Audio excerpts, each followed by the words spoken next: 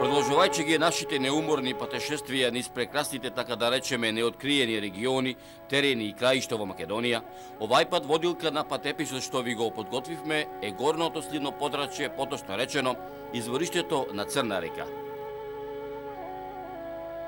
Токму регионот Демирхисар, а во него селото Железнец, едно од многуте 30 распослани во пазовите на Плакенска, Илинска и Бигла планина.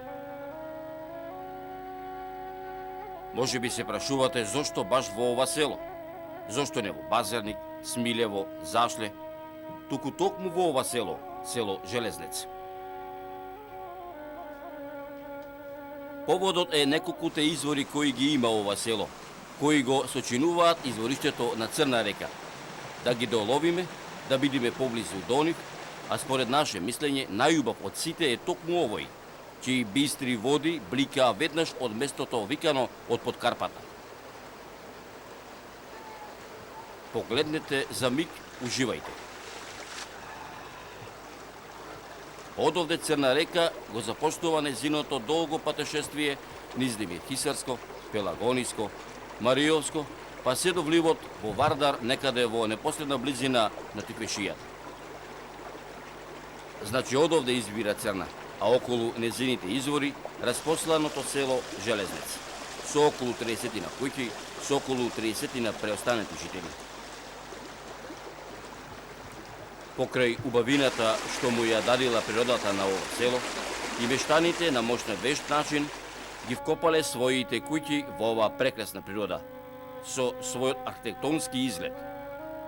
На вистинска архитектонска убавост и архитектонски ремек дела,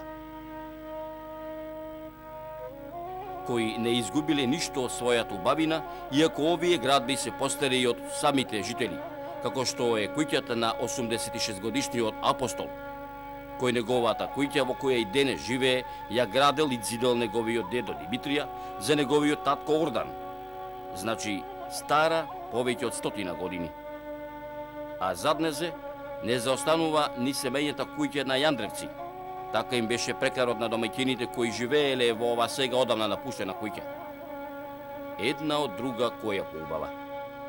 Со 2 ката, со мали пенџерчиња, со чардак од кој се гледа околината на Демирхисар, со тешка влезна врата, со еден збор, стварна мајстори на својот занаед биле мајсторите ѕидарите во тоа време, на чија архитектура и трајност без никаква додатна интервенција, онаква како што е зидана, на кое време на обстојување може да им завидат и нашиве современи градители на големите облакодери во сите градови во Македонија.